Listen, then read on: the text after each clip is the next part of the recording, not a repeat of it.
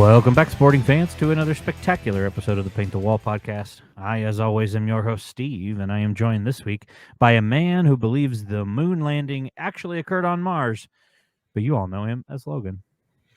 Yeah, I mean, if you think about it, like it makes way more sense that they would have gone to Mars because why would we go to the moon? Like the moon's stupid, there's nothing there. So it makes way more sense that we would put in the efforts to go to Mars, but for reasons that they haven't told us yet, they had to fake it for the moon landing. So we're trying to figure that out still, but there's nothing on Mars either. That we know of. Well, that's true. I guess that, theoretically. Find a flaw in the logic. Yeah, we'll find out someday, maybe. Or we won't. Probably not. Yeah. Well, we a couple times now in the last few episodes have mentioned how we would love to record an episode that we want to record. Right. Mm-hmm. Mm-hmm. And finally, the week has come. Not where we want to record, but for when we get to talk about two actual losses in the same week. So, got it. How fun. Okay. What an annoying week, It just... Yeah. We got a 2-1 loss at Vancouver. We got a 3-1 loss against Minnesota. At least we scored in both games, At least keeping up our goal per game. That will come back in my good here in a little bit. Just foreshadowing there. Yeah. I guess thoughts on the week, because I don't really want to break down each individual game. So no, I really don't. I mean, listen, like I know this kind of makes. I know, like it's my position here, my job here, to come up with like unique insights and things. And you know what? I'm just done. I'm done talking about it. I'm done talking about the same stuff over and over. We have no offense. We have no defense. We can't do anything right. It's just I'm so over it. I'm just tired of not being able to do anything properly. Yeah. And then we go and watch these other teams that that actually do something about it. We look at clubs who go out and make signings. We look at teams who are firing head coaches for not executing. And I know that Peter is lots of tenure, and I know that he's earned the right to kind of make mistakes and get us to he's earned the right to mess up a few times. But we're at the point where it's just so painful. I'm just over it. I'm over just nothing happening, nobody caring. I mean, I don't know if you saw it, but the ESPN Power Rankings for MLS, I don't know if you read this, but basically here's what they said. Sporting lost to Vancouver and Minnesota, keeping them winless since March 30th. They are now last in the league on points per game, and the only question remaining is whether ownership cares enough to make the big changes in leadership at the club that are at least a year overdue. If you've got ESPN making those kinds of comments and calling you out like that, you know that you're like, that can't be good. So true. I mean, I know not everybody agrees with it, but I'm just over it. So anyway, there's my thoughts. I'm over it. I just don't want to keep talking about this crap anymore. Right. It's not that I don't want to keep talking about this crap. I just want to win some games. That's all I want. Yeah, even a game would be good. Yeah.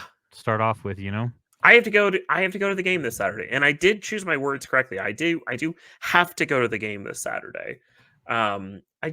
It would be so nice.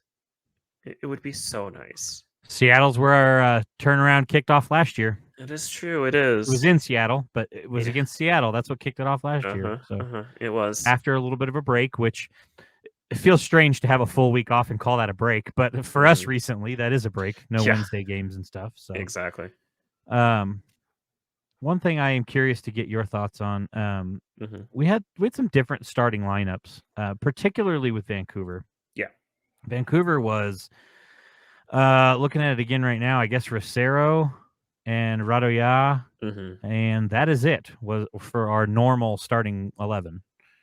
Right. Felipe kind of more recently. And Jake Davis. I'm sorry, he got moved, so I didn't pay attention to him. But he in the starting lineup. But to that point, he moved up to play his normal, not for the big squad, but normal midfield spot. Right. I'm curious what you thought of the first half of Vancouver game from this. We'll call it a B squad, I guess. Mm-hmm. Um,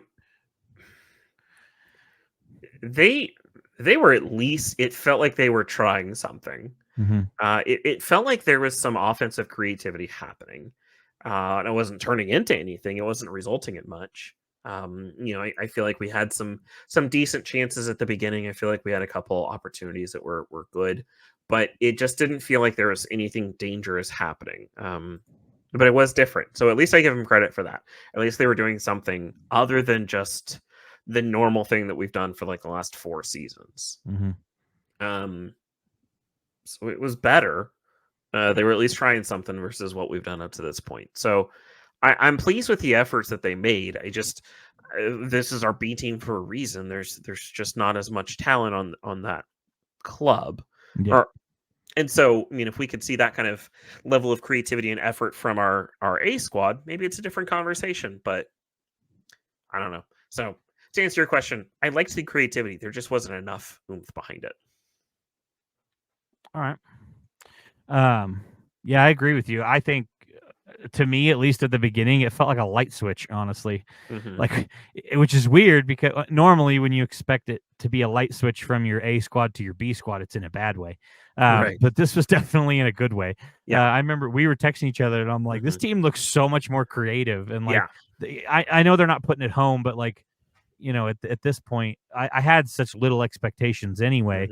Mm-hmm. But the way they were moving the ball, I was like, wow, this is pretty good. Right.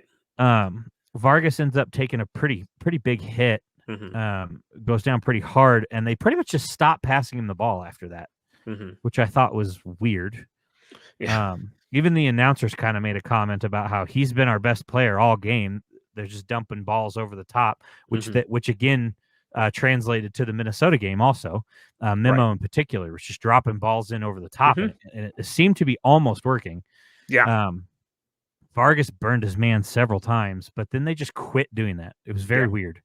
It It was was. like I they were agree. like, "All right, this is working. We shouldn't do this anymore." Mm-hmm. So they switched back to just not doing anything. Yeah. Pretty So, much. and then of course we sub back in most of our starters. Mm-hmm. Tim Leibold manages to be in the game for all of 15 seconds and manages to just be like, "Here you go, Reingold. How about a brace?" Yeah.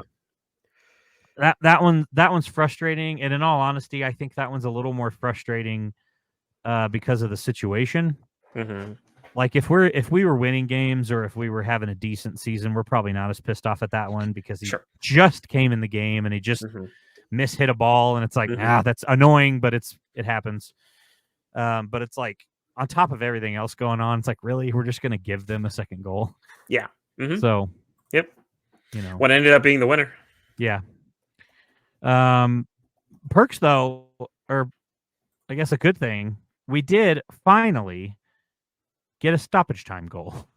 Woohoo! Yeah, not the way that we wanted to get one, Right. but Right. Yeah. and Marino Janis continuing to make us eat our words from when he played that one game, and we were like, this guy looks like he hasn't improved at all. And then Peters Yeah. just continued to play him, and he continues to look Mm-hmm. better every game. And I'm like, oh, okay, Right. well, Mm-hmm. okay. Pretty much. Yeah.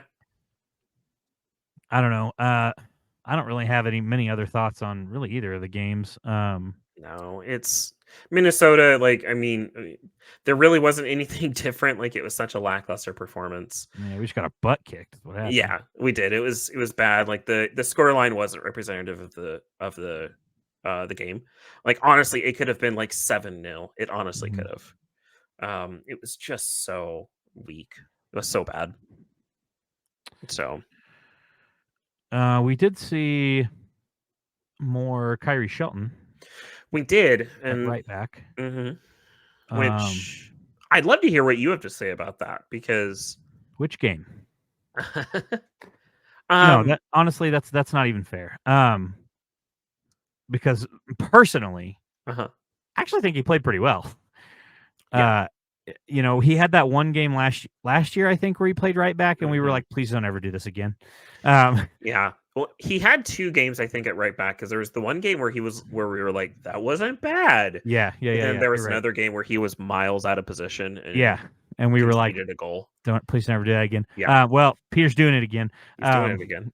However, against Vancouver, I thought the whole game, he really wasn't bad. I really didn't have Mhm. any complaints. I It agree. makes sense because he's an attacking player, Mhm. and our wings play attacking. Right. So it's nice to have somebody with that attacking mindset and Mhm. his size be able to push forward and it Yep. not be, maybe slightly uncomfortable because I'm usually a defender kind of thing. Right. It Agreed. just seemed natural. And then at the end of the game, I know Peter, at one point, I can't remember if I read this or saw it. I can't remember, but I know he told Kyrie, "Don't worry about defending anymore. Just push." Yeah. Because we were down a goal and we needed to get one. So it's nice Mhm. to be able to do that. Where like Yeah. I don't, maybe Jake we could probably do that with. I don't know we could do that with Leibold or Basong, Mhm. or maybe even a Dembe, just because they're natural defenders who are Right. good at attacking. Mhm. He's a Yep. natural attacker, so we can just be like, "Go," and he's like, Right. "Got it." So That's a fair point. I will say the one thing I did notice in the first goal that we conceded to Vancouver, um, it definitely felt like his lack of positioning played in there a little bit. mhm. And he didn't there was 2 chances he had because, the guy kicked the ball, rebounded back to him, unlucky rebound, honestly. And both chances the guy had, Kyrie just didn't step up on him. So that was the one moment where I was really like, "Oh man, Kyrie's doing it again." But I do agree with you. He really didn't play bad. Honestly, I was happier with him in those 2 games than I have been probably ever with him as an attacker. So I'm not saying he should be our new starting right back, but I think it's something where he can at least have a spot in this club for now. Yeah, I don't So hate that. I don't hate that analysis. And it may be that play you're talking about where he didn't really step to him. mhm, That could be the I'm not a natural right back right, coming out in I why he agree. didn't. It's safer Mhm, most of the time. It's safer to kind of let him come to you versus if you misstep and he just blows right past you, kind of thing. mhm. Maybe it's a little safer to give him a little bit more space and try to let him make a mistake that you can take advantage of, kind of thing. Well, Um, sort of. It's one of those situations where the attacker is going towards goal. mhm, Kyrie's over here. mhm. So Oh, okay. Yeah. I know what you're Kyrie talking about. doesn't Okay. step up to him like he should. Yeah. But I understand what you're saying. I agree with you. Yeah, that is him not being a natural defender, just not Yeah. knowing how to react in that situation. Yeah. And again, he's not a natural defender, so I can't really fault him that much. And again, that is the happiest I've been with him on the field in years. So Yeah. I can't really complain that much. And there True. was a million other things wrong with that goal anyway. That's just if I'm watching it, that was the one thing I noticed. So, Yeah, true. but But he also gets the assist on the goal, which he is does. testament to him being able to push forward and, Yeah. you know, push into the box, make people Hmm. miss, get a pass off. Now we scored. Like Right. that was cool. It's kind of a meaningless goal, but it doesn't matter if you're Yeah. looking at it from that perspective. It like Hmm. still a goal, and he made that happen. So Yeah. Agreed. I That's know fair. in the Minnesota game he was getting some guff. He came in and Hmm. I think it was the third goal. It was kind of not a great clearance from him, and it dropped right at the Minnesota defender. A lot of people were Hmm. giving him a lot of guff on that one. I kind of saw that a different way. I'm curious how you saw that one. Um. Yeah. As a defender, your primary job is kind of just do something with it. Hmm. Um. And so by that mantra, he did something. I mean, he got rid of the ball. He was no longer in the space that it was currently, which is ultimately what the goal is as a defender. Obviously, at that level, you're kind of expected to do a little bit better of where to put the ball. Yeah. That's kind of what makes you part of what makes you a higher caliber defender. Um, that being said, he was just doing what he could to get rid of the ball, just to clear it. Hmm. It just wasn't a good placement, and so it's one of those where it's not where I'm going to nitpick, but it definitely could have been better for sure. Hmm. See, the biggest issue I had with that play was not necessarily his clearance. I do agree that his clearance wasn't great. But he is moving backwards, and he's trying to put it back across the goal and clear it out that way. Yeah. So it's kind of a difficult positioning. He got some decent distance on it for the way that he cleared it. My biggest issue is that nobody else on the defense made a play after he tried to clear it. That's fair. Like, they cleared it out, and it went right to the Minnesota player because he was the only one over there. Like, we didn't have anybody to assist. It was pretty obvious off his head that wasn't going over the line. Right. That's still going to be in play. So somebody needs to turn and at least know where that ball is going. Somebody should have been able to at least turn and see, oh, well, there's a Minnesota player here. I should probably, step up or close the angle to the goal or, do literally anything to try and keep this from just being a point blank shot, which is what it ended up being. That's fair. I definitely had more issues with the lack of play from the rest of the defense on that one. Yeah. I don't know. That's just me, I guess, but a lot of people didn't like his clearance there. But honestly, I think we've talked about this before. It really, I kind of agree with Jimmy Mack has posted a lot on Twitter this week that it just seems like people are picking on Kyrie just to be picking on Kyrie now. Right. Yeah. Like, he's playing in a game. Vancouver's a great example where he doesn't really, he doesn't do anything spectacular. But he doesn't really do anything wrong, and he does assist on a goal, and people are still like, can we stop this Kyrie experiment? It's like, what did he even do? Yeah. Like, why are you upset that this happened? And then in Minnesota, it's like, oh, yeah, he kind of had a bad clearance. Let's forget about the fact that none of the other defense tried. It's definitely the culmination of everything when it comes to Kyrie. Like, people are just sick of him. Yeah. Sick of how much we're paying him, I think, is the biggest complaint people have. Yeah. And that he consistently gets playing time. I think it's one of those, like, they don't care what he does. Like, they just don't want to see him anymore. And I can understand it. So let's see. Anything else that we should talk about from these games, or do we care? No. Johnny scored. Yeah, Johnny scored. It was a heck of a goal. It was. It was one of our outside the box stunners, Yeah. It was definitely one of those, like, he was just angry and like, fine, I'll just do it myself. And just kind of did it. Which honestly is like kind of classic Johnny. Yeah. Almost did it twice, actually. He did. I believe he had a second one that either just missed or was saved. I don't remember. But yeah, I can't either. But no, nothing else for me. Probably worth noting, Andre Ofantas on the bench for both games and available. I agree. I did go back and double check. He was available for both games. So, confirmed listener of the podcast, Peter Vermees, clearly listened to us be like, hey, he's the slowest player on the planet. He's just getting beat over and over again. And Peter's like, you're right. He is getting beat a lot. So, he put in Castellanos instead. Yeah. Which I guess good a time as any. Let's transition to our MVPs of the week or specific game, or I don't care. Do whatever you want. Yeah, we didn't talk about it, but that's okay. But hit me with your MVP. My MVP goes to Johnny. Like, he scored a good goal. Like, sure. You did something. It's hard to find MVPs out of this situation. Very, very true. Mine goes to Robert Castellanos. Okay. If for no other reason, because I've talked a lot of shit on him in the past. But these last two games, he actually stepped up and really looked pretty decent, honestly. Yeah, that's fair. He's faster than Fonte. And I don't know. We didn't really see any Volodare at all, but I don't know. I just thought he looked pretty good. Yeah. No, it's fair. Honorable mention, just to piss people off, goes to Kyrie. Yeah, sounds about right. All right, hit me with your MVP. Let's spend 15 minutes on this one. My MVP, like, I struggled to come up with one, but I did narrow it down to Tim Leibold.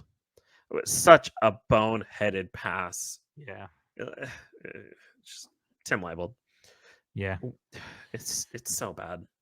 How you can pick just one, I don't know, but I'm gonna go with Willie Agata, I guess, because he had lots of chances to score or get a shot even on goal during both of these games, and he's just been kind of wild the last. Yeah, like, he had his good run at the beginning of the season where he scored, what was it, like 5 goals in 3 games or something like that? Something like that. Could be wrong, but it doesn't matter because he hasn't done anything since then. Yeah, his passing is horrible. It's either off or it's too soft, or he just doesn't see it. He's selfish when he needs to not be, and is not selfish when he needs to be selfish. Right, exactly. Meaning he doesn't take the shot when he should, and when he shouldn't be, he's blasting it into the stands, or right. and when he does get an open look on goal, he misses. Yeah. Or he puts it wide or off the it's frustrating. Like, it is. If we could put him, but then Polito, when he comes in, he's never up front where Agata is. I understand they play different types of striker, but yeah, I don't know. It just feels kind of when we're down by one and we're like, we have Peter telling one of our defenders, don't even defend anymore, just push up and attack. Yeah. And, we've still got Polito dropping back. Like, Giannis scored because he was closer to the goal than Polito was. Right. And that's just weird to me. Like, there's a time and a place. I know I have encouraged it. There you go. Encouraged the way that Polito plays. And I stand by that. I like the way that he plays. Yeah. But like, sometimes you have to recognize where the game is and just go be, a sniper, striker, and just stay there. Just stand with the last defender and be right there. If you are the number 9 in the sheet, you need to be the number 9. Yeah. If you're the 10, then play the 10. Great. Yeah. But he's not. He needs to be the finisher. That's what we're paying him a lot of money to do, is to score goals, and he can't even do that. Yeah. So I don't know. I don't get it. I don't know how to fix it, but at this point, we just gotta hope for a miracle. And the summer transfer window. Come on, Griezmann. Before we leave sporting, I do have one thing I want to just hopefully briefly talk about, but probably won't be brief because joy. But do you have anything else before I do not spring it on you? Okay. I texted you about this earlier, and I would love to hear your thoughts. For those of you who have not read it, the Kansas City Soccer Journal, Mike Kuhn put out an opinion piece. Very clear, this is an opinion piece. This is not representative of the KC Soccer Journal. But the title is "Thank You, Peter, but it's time to go." If you have not read it, I would strongly encourage you to do so. I think it's very well worded and sums up my thoughts very well in the situation. That Peter has been a tremendous asset to this club. He's been here for years and years and years. He's been responsible for more than half of our games and half of our wins. He's responsible for almost all of our trophies. Well, he is responsible for all of our trophies in either a player or as a coach. But it is clear it is no longer working. And I think that, I think there's a reason coaches don't sit on the, on the prime of their career for decades. Eventually, like, you just don't have it anymore. Eventually, your people figure out how to defend you. You can't quite adapt how you used to. Whatever the situation is, coaches can't just sit at the top for decades. So anyway, if you haven't read it, go read it. Steve, I would like to hear your thoughts on this. I would like to know what you kind of have to say about this. Sure. I think it's a good article. It is very well written. I think that he has a lot of good points. I think that it might be time to move on from Peter. But I also think A, it's not going to happen, and B, wouldn't matter if it did. Because my response to everybody who always says Verme's out, we need to fire Peter immediately. Okay, who replaces him? And so far, I haven't really had anybody have any sort of suggestion of who would replace Peter. So it's like, what do we do then? We just pitch the whole season so we can fire our coach because we can't hire somebody else to come in. Then it's like, essentially that's what we're doing. It feels like what we're doing anyway. So I'm like, I don't know. I guess if anybody's going to be able to dig out our season, I would think it would be Peter.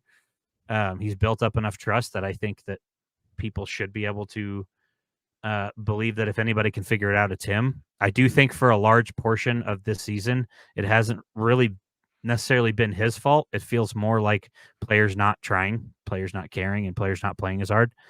And I've said it millions of times before, Peter doesn't play the games. So he can put whatever tactics and strategy he wants in at any point in time. But if they don't execute, it does not matter. Now, I will say there could be something to, I think there was a line in that article that mentions something along the lines of, like, it's not over until the team quits on you. Something to that extent, yes. Something to that extent, and I don't know. I don't know how I want to word this, so I don't seem like I'm trying to throw out speculations, but I would say I don't know that the team has quit on Peter, but that could be an explanation for what seems to be going on. I think maybe there's like a divide of people who are like, we can't, like, this dude's a legend. We can't just quit on a legend, you know? And other people that are like, he is who he is, and I understand that, but we're also losing a lot of games right now. So, yeah. So I don't know. I don't really know what the answer is there. I don't really disagree with either side, to be honest. I just think ultimately it just doesn't feel like something that's going to happen. And I think the bigger issue is that our upper people, people even above Peter, either don't care. I kind of refuse to believe that they don't care, because even from one perspective, you don't make as much money when you're losing.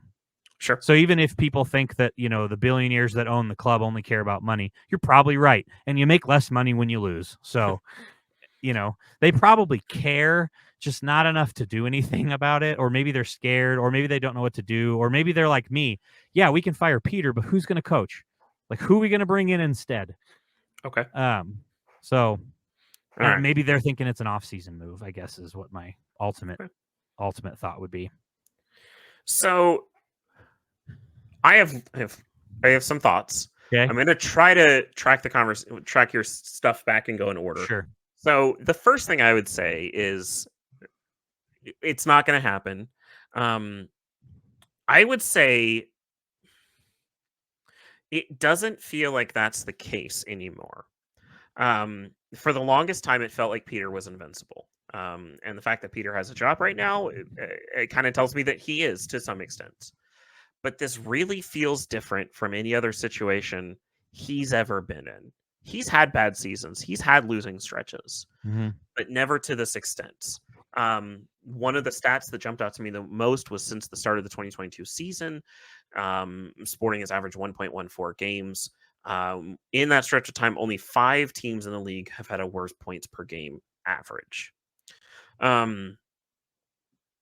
So that right there, like, this isn't just a bad stretch. This isn't bad luck. This isn't we're just not getting the breaks. This is down to there is a problem. And it feels like now more than ever, like, even for the longest time, like the Vermes out arguments were not as strong as they are now. It really feels like this is now more than ever. So whereas I do agree with you, he's probably not going anywhere because he's Peter. I feel like maybe that's not the case. The second point of who do we hire? That's not necessarily the point. The point is this club needs a fresh start. This is a club that has been so stuck in our ways for decades, and we've had it to mild success, so it's been okay. But now that it's coming to a point where that's not successful anymore, it's not working anymore, we need a refresh. And you know what's going to happen is we're going to hire some coach that everybody's going to hate. That coach is going to last a season and a half. He's going to get fired. And then we're probably going to hire somebody else that maybe does a little bit better. But that's kind of the cycle of teams that used to be like the pinnacle of sports and then have fallen. That's kind of just the cycle. You have to understand that you're going to hire somebody you don't like, who's not going to do a very good job, but he's at least going to do something. And you know what's going to happen is if we do fire Peter at some point over the course of the season or in the off season, we've got a ton of people that are coming out of contract this year. There's probably a majority of them that don't come back. And it's just we're just blowing it all up and starting over, which we kind of have to do in these situations.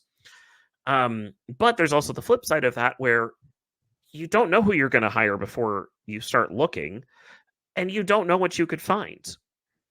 I look at the NFL for the most perfect example here. Nobody who knew who Sean McVay was, but they hired this random OC that never blew headlines, never did anything like that. But they hired what proved to be one of the better young coaches in the NFL, who led them to a Super Bowl before he's 40. And like, yeah, they're not very good now, but like, that's not. I guess my point is, and I'm kind of rambling now, but my point is that you kind of just find who you find, and there's somebody out there who can coach this club. And will they do a better job? Probably not, but it's at least a start in the right direction. It's a start at turning the cycle over. And then my last thought is, um, I do think that Peter has lost the club, has lost the players. I think he's lost the locker room. I just don't think he has support from the players anymore, which is why we're seeing such poor performances. And you're right, Peter doesn't play on the pitch, but he does decide who plays on the pitch. It's his responsibility who's on the pitch. He decides who plays for this club. Okay, interesting. I'm curious why you think that he's lost the locker room. Like, what makes you think that he's lost the locker room? My biggest reason there is because you don't typically see players quit on the pitch. Like, it's very clear that a lot of our players just don't care anymore. And usually a coach can motivate through that, even when a team's losing. But the only time you see players just truly give up is when the coach has lost the locker room, when they just don't believe in the coach's plan anymore. So that's I don't know. It's just my opinion. I don't know if it's right, but it feels like he's lost the locker room. Like, the players just don't care. Yeah, could be. I mean, again, I don't think anything comes of it. So, right. I mean, the other thing I was going to say, I know you said that the Vermes out seems louder than ever. I disagree with that completely. We were at a game last year where the crowd was chanting "Fire Peter." That hasn't happened this year. Yeah, that's fair. So, well, no, that's not true. It definitely has happened. I'm not at the game, so I don't know. It's happened several times. But also, the thing that you said about this is the longest stretch, I don't know if I would agree with that necessarily. I think this is the same length of badness that we had last year. We just didn't have a month of playing well before we had that stretch of poor soccer last year. We just started off right away with really bad soccer. So when I'm talking about, we had a couple weeks of. Sorry, go ahead. No, I was gonna say, when I'm talking about stretch of badness, I'm talking about from 2022 until now. I'm talking about like 3 seasons, 2.5 seasons of. I understand I know exactly what you're going to say about last year and the second half of the season and how much better it was and how everything came together.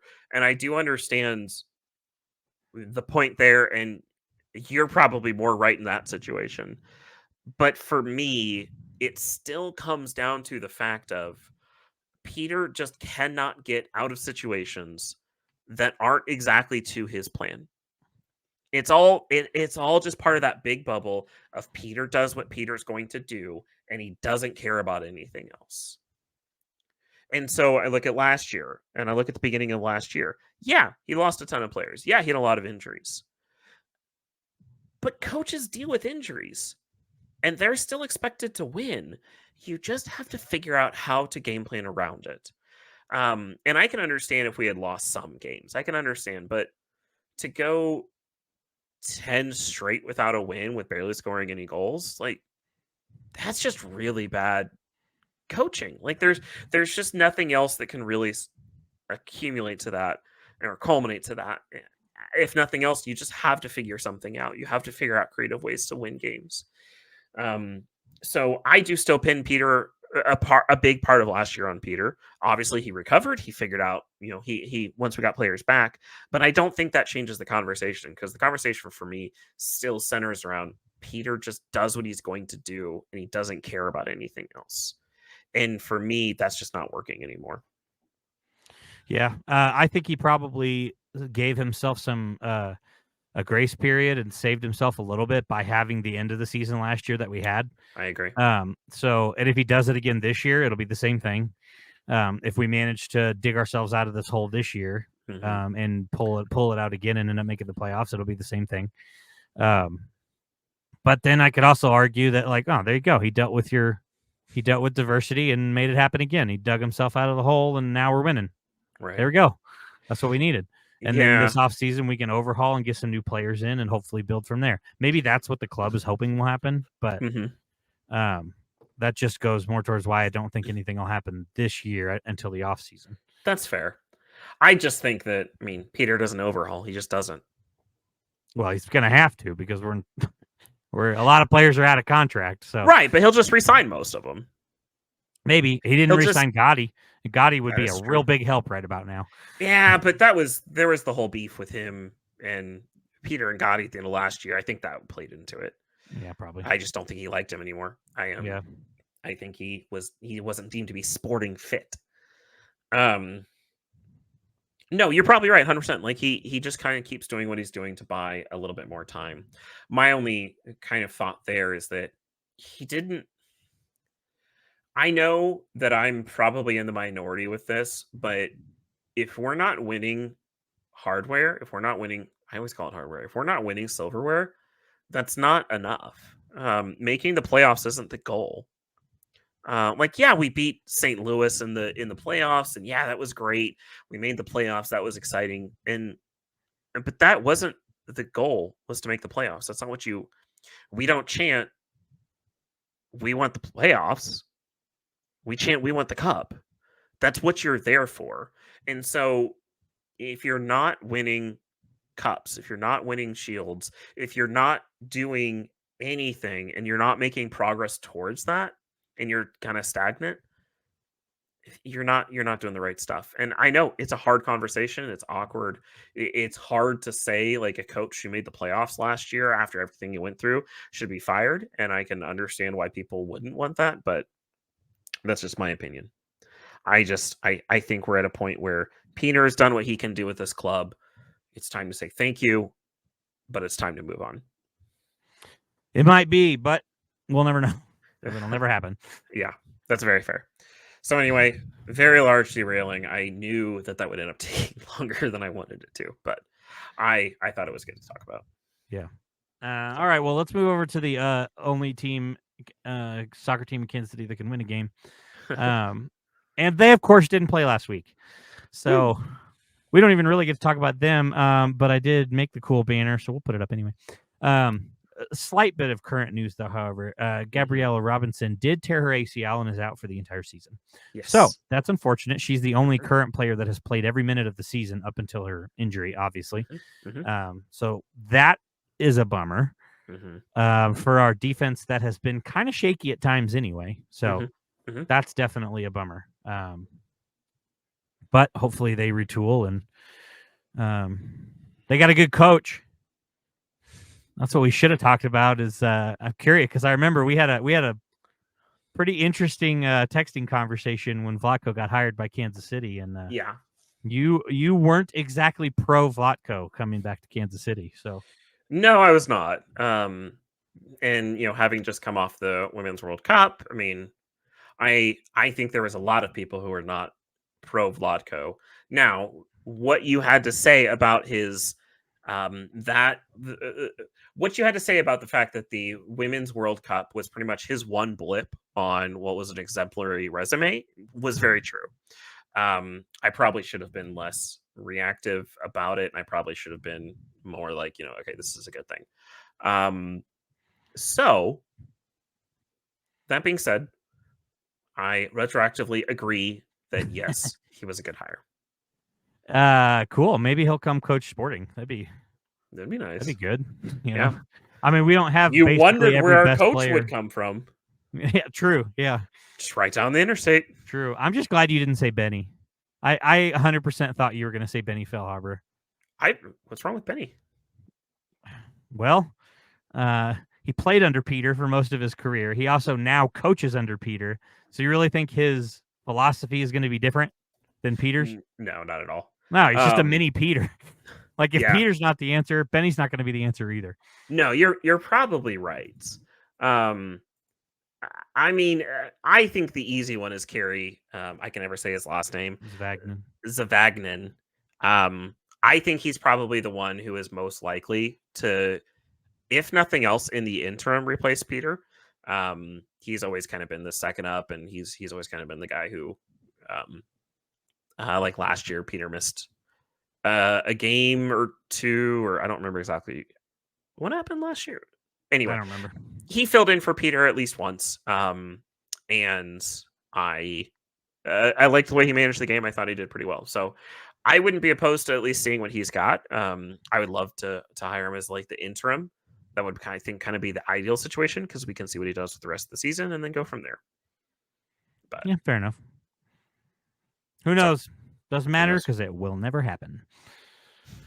All right. Well, yeah, that's all I got for current corner 2, and also finishing up sporting corner. So take us around the league here, Logan. Yeah, lots of games because we played on Wednesday, so I'm just going to skim over a couple.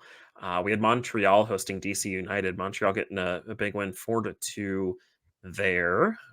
We had Houston hosting Colorado. Houston getting a big win against Colorado. Colorado looking real strong this year, getting the win 3-1.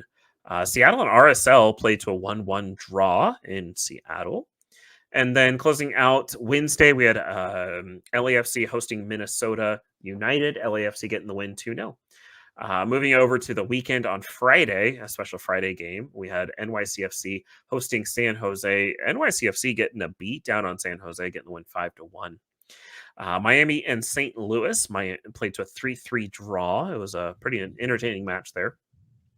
Philadelphia and Montreal, I'm playing to a 2-2 draw. New England Revolution getting the rare win against Nashville, getting the win 2-1. Another 5-1 blowout. RSL on the winning end this time, beating Austin 5-1. And then closing out the weekend, we had Charlotte on the road against Atlanta. Charlotte getting the win 3-2. Beautiful. All right, that's the league. All right. I don't want to do a table update because we're at the bottom. Right. That's fair. Although any day a New England team loses is a good day. So, well, New England won. Oh yeah, I guess you did say they got a rare win. I did. Yeah. I still stand by my statement. That just means that day was a bad day. Sure. All right, let's get to good, bad, and ugly. I have a few goods because I want to bring up our spirit a little bit for this episode. So fair enough. That good section is going to take a minute. I don't know how many you have, but I have at least 5. I only have 1, so okay, I'm going to say my... I can blow through them pretty quick. So okay, I'll say my one, and then I'll just let you go. Go for it. So my good, I don't know if you saw this, but the Charlotte Atlanta game has turned into a pretty good rivalry game. It was in Atlanta. Charlotte brought a very considerable road travel group, whatever they want to call themselves. So my good goes to Charlotte. It was a spectacular bringing from them. They brought a tons of fans. They were loud. They were going the whole game. It was great. You could hear on the broadcast almost just as loud as the Atlanta fans were, which is impressive. So kudos to Charlotte. Charlotte and your fan base, great job. Like that's not easy to do. So good work. Love that. Yeah. All right. My first good goes to Real Madrid. Winning Champions League, 15th title. 15 titles. Right. 15. And it's going to become what, 92 now? Probably. Which I'll get to here in literally 2 seconds. Okay. 15th title. They've only played in 16 finals, which already is a ridiculous number. But then you factor in they've only lost 1. Are you kidding me? That was pretty impressive. Wild. It was a good game, too. Well, sort of. Actually, it was Borussia Dortmund looking like a way better team for a long time. And then Real was like, all right, let's try. Scored. And then it was like, okay. So the inevitable is going to happen. Yeah, pretty much. So keeping with Real Madrid here, Mbappe to Real Madrid. Mm-hmm. That is going to be a ridiculous lineup. Yeah. They already have what a lot of people consider the best player in the world in Vinicius Jr. I personally think Mbappe is better than Vinicius, not by much. Yeah, agreed. But who cares because they're on the same team now. So exactly. Who cares? And then you also have what a lot of people rate around the 5th best player in the world in Jude Bellingham. Mm-hmm. So you've got 3 of the top 5 players on the same team now. So right. Enjoy the next 3 Champions Leagues, boys. I hope that goes well for you. I'll hop on a plane real quick and let's... that we would have to go on a plane because the Champions League final was in London and Real Madrid is in Spain. So I'm just making sure. We're going to Italy now. Yeah. We're going to go over to Italy. Our Logan and I's favorite Italian club, Venezia. Probably anyone listening to this game is probably their favorite club. Yeah. Because one Gianluca Busio plays for them. And I don't know if you saw this. You probably did. But Mr. Busio gets the assist on the game-winning goal that sends Venezia back to Serie A. Yeah. How cool is that? He also injured his hamstring and came off in the same game. So hopefully that doesn't affect his men's national team stuff coming up. We've got some friendlies as well as the Olympics coming up here soon. I assume he's on the Olympic squad. I guess I haven't paid that much attention to it, but I haven't either. Hopefully this doesn't hurt that. Yeah, agreed. One more. Well, actually, I've got two more. Roger Espinoza playing for Wrexham's 7v7 team in the TST tournament, which if you guys don't know what the TST tournament is, look it up. It's super cool. It is a lot of fun. Yeah. So cool. I'm really excited to watch it this year. I don't know who to root for. It's one of those where I think you just enjoy it. Yeah, it might be because honestly, I have been big time team Pat McAfee. I don't remember what he named his team. It was Conca something. It was supposed to be like CONCACAF or something. Right. Like I can't remember. It doesn't matter because now Roger Espinoza's on a team and it's Wrexham. So I'm like, Let's hope they don't play each other. Yeah. Yeah. And my final good of the episode goes to Sporting Kansas City. Okay. Shockingly enough, because they scored a goal against Vancouver. Okay. Which kept Logan from getting the score right. Because he had 2-0. I did have 2-0. Not only did he not get it right, but I told him we score every game. It's actually a bad bet to bet that we won't score a goal. That's a very good point. Yeah, good job, Sporting. I will say I definitely still got the up on you this week, though. You did not. Did you get the score right? I did. Oh, come on. I got the Minnesota score right. So if you had got the score right, we would be tied at 11 right now. I'll just skip to the point update. You have 10 because you got both teams right. I have 11 because I got Minnesota win and the score. Gotcha. So you are still down by 1, but you would have caught me if we hadn't scored in the 92nd minute.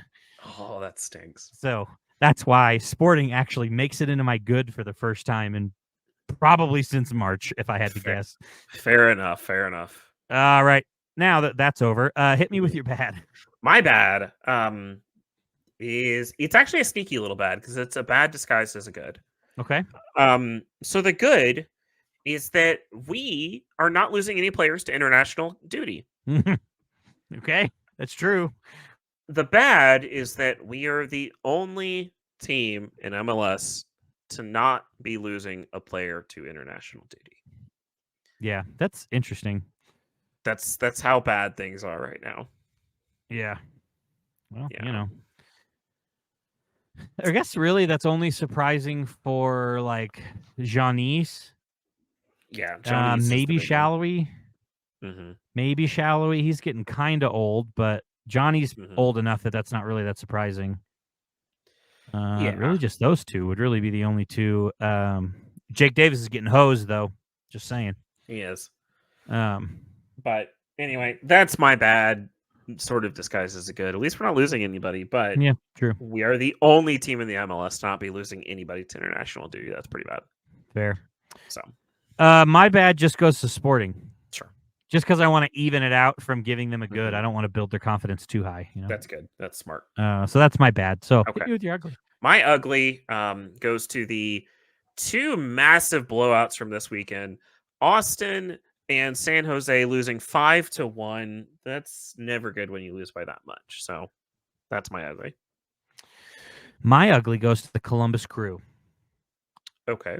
They played in the CONCACAF Champions Cup, and they got beat 3-0 to Pachuca. Yeah. And that's just ugly because you're supposed to be one of our good teams. Right. You are currently, you're in 7th, I guess, but still, we don't want to let Liga MX teams win anything ever. That is true. Also, I forgot to do that, so there's that now. So them losing 3-0 is just a bummer in that cup that I'm still not entirely sure if it's a real thing or not. So fair enough. There's All too right. many of them. I can't keep track anymore. Yeah, right. Which it's weird that we're complaining about that because in Europe there's like 6 Right. that they play with and care about all of them. So it's Yeah. like, yeah, it's weird. I don't get it. Yeah, I don't either. I just I've been playing FIFA lately. I Sure. just finished a season and then started the next season. Mm-hmm. And the first 2 games were for 2 cups / one was a shield I have never heard of in my life. I play for Manchester United, so it's Premier League stuff. Sure. I ended up playing Manchester City in both of them. I won both of them. I got a trophy for both of them. There was no tournament play. It was literally one game. They both happened to be against City, and I won both of them. And I'm like, what is this? I've never heard of these. I swear it's just like a participation trophy thing. Like they just keep coming up with more of these to just pretty give much. people trophies. It's crazy. More stuff for City to win in real life and lose in a video game, I guess. Pretty much. Next week, yeah, we play on the 8th on Saturday. We play at home against Seattle, who are 4-6-6, 10th in the West. Seattle kind of improved from their beginning realm, if you will. A little bit, yep. Against us, who have definitely improved if we're, if it's opposite day. Logan, tell me your thoughts. Yeah, I mean, I don't think I can bet again, or I don't think I can bet on us this time. Why? At any point, I mean, going forward. So, we're losing to Seattle. I think it's going to be 3-1, and I'm going to be really embarrassed for bringing my friends to a soccer game. Nice. I pre-typed that, by the way. I don't know why. I just was like, he's going to pick 3-1. Nailed it. I almost put 3-0, but I was like, I think he's learned his lesson.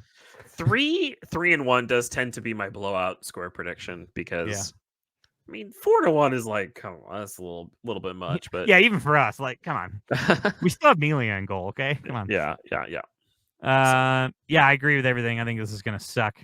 Barring some injuries from Seattle, which I haven't seen anything yet. So injury or illness, I don't know.